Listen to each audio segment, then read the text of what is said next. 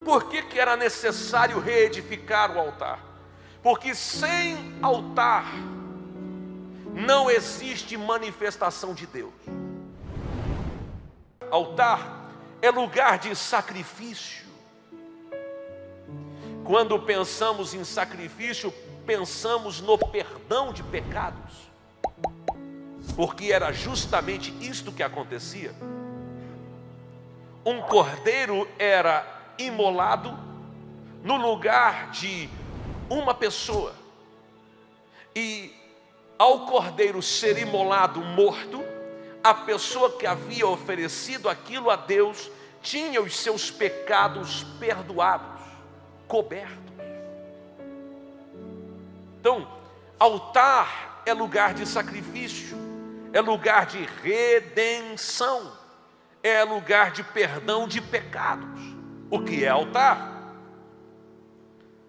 Altar é um lugar de adoração, é um lugar de entrega, de renunciar à própria vontade, o próprio eu.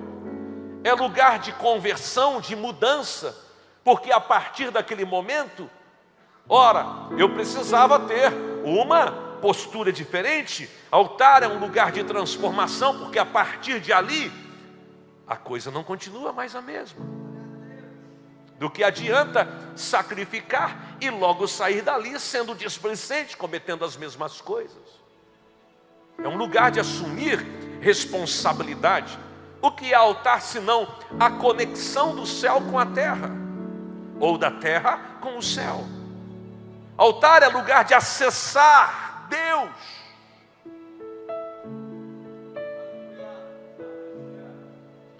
Você vai ver que Elias toma 12 pedras. Por que 12 pedras?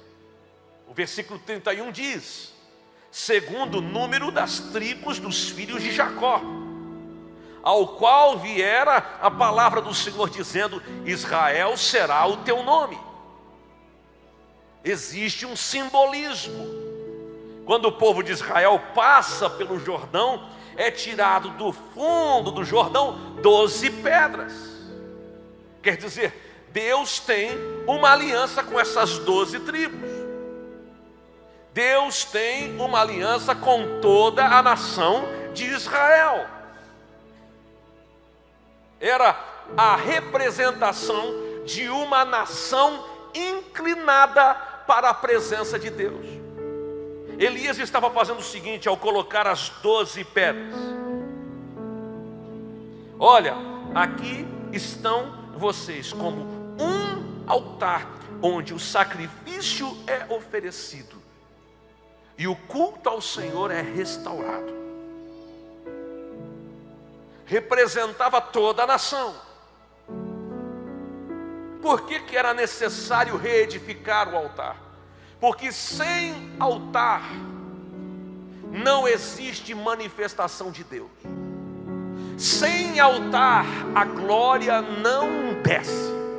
Sem altar a cura não acontece. Sem altar não tem milagre. Sem altar não tem salvação. Sem altar não tem presença de Deus. Sem altar nada muda. Por que precisavam reconstruir, reedificar um altar? A gente lê no final do versículo 30. Elias restaurou o altar do Senhor que estava em ruínas. Escute, ali onde Elias edifica um altar não era um lugar onde já tinha altar. De verdade, a história aqui não é geográfica, é espiritual.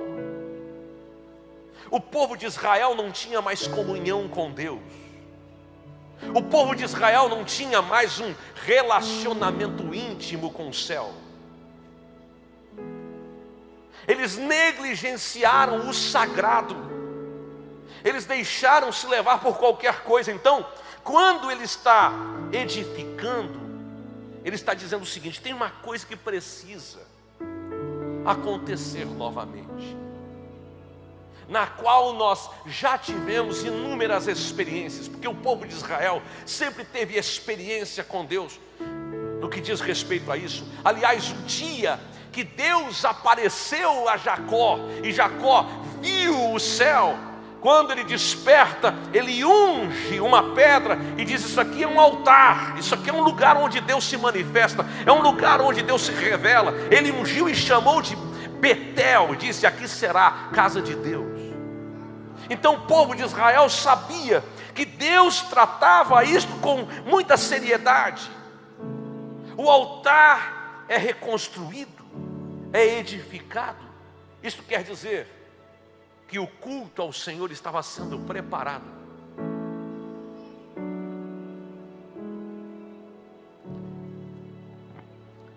O fogo de Deus vai descer sobre a sua vida. A glória do Senhor será derramada sobre você. A presença do Espírito Santo virá sobre a tua casa. Deus vai dar a direção que você precisa sobre a sua vida e sobre a sua história. Agora escute, a sua parte você tem que fazer. Eu anotei aqui alguns apontamentos. O primeiro: é importante saber quais são as prioridades.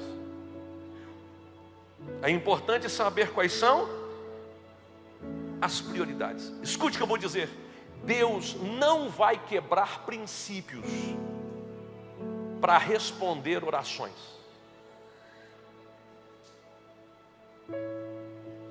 Primeiro se edifica o altar, depois se ora. Oração sem altar não vai ter resultado nenhum. Primeiro se edifica o altar, depois se ora. Deus não quebra princípios para responder nossas orações. Aliás, orações precisam ser feitas baseadas em princípios. Se vocês estiverem em mim e as minhas palavras estiverem em vós, pedireis tudo o que quiserdes e vos será feito. Quer dizer, primeiro eu estou nele e as palavras dele estão em mim. Se isso acontece, logo a base da minha vida são os princípios. Eu posso pedir qualquer coisa baseado no princípio que acontece. Agora, Deus não quebra princípios para responder orações.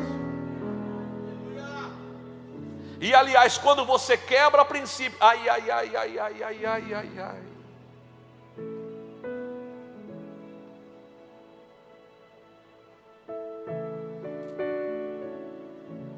Vou deixar uma coisa que veio aqui na minha cabeça para outra palavra,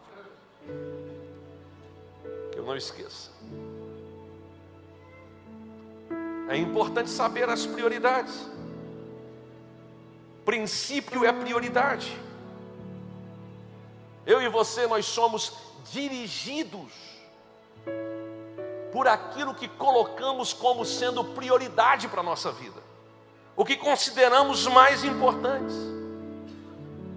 Esses pontos vão dirigir a nossa existência. Escute o que eu vou falar aqui.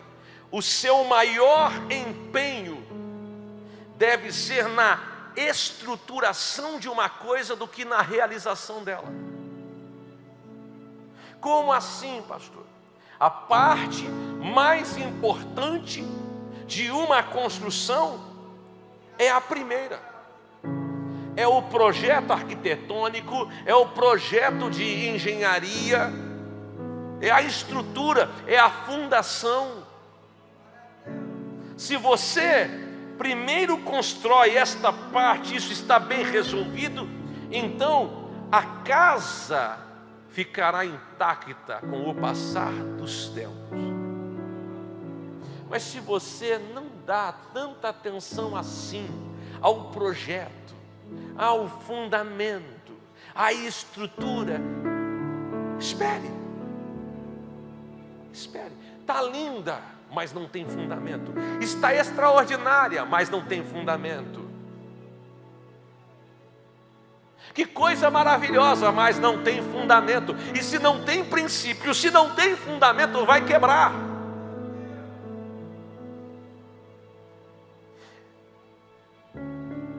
Se algo que começa bem pode terminar mal por falta de perseverança no que é a visão, o cerne, o princípio, imagine se começa mal.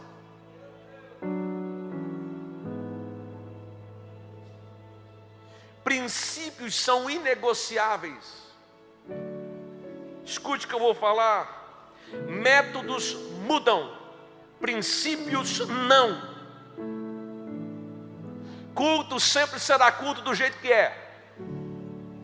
Oração sempre será oração do jeito que é.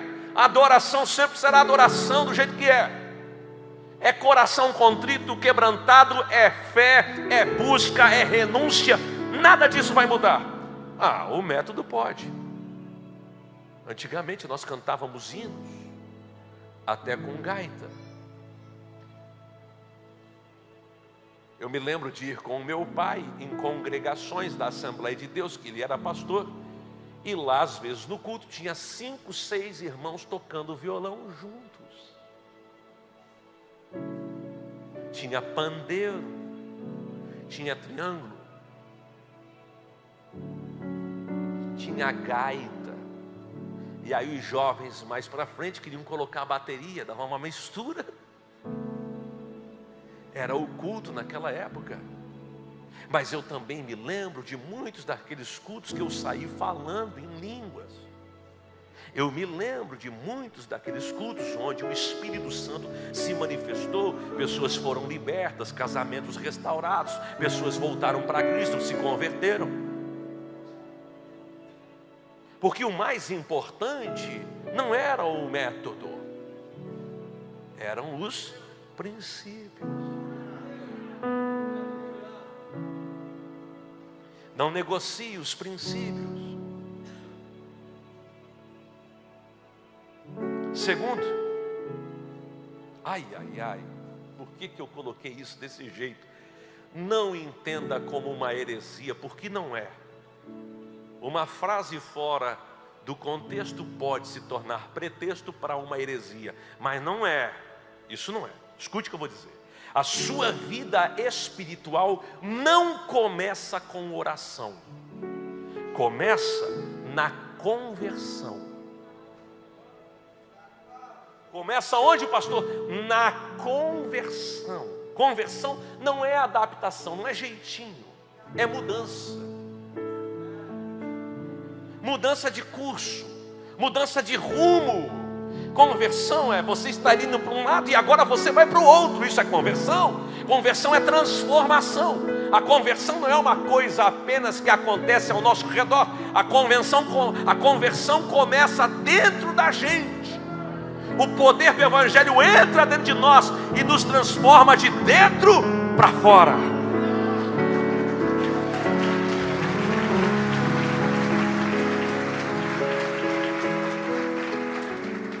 Tem gente usando a oração para alcançar ou tirar coisas de Deus,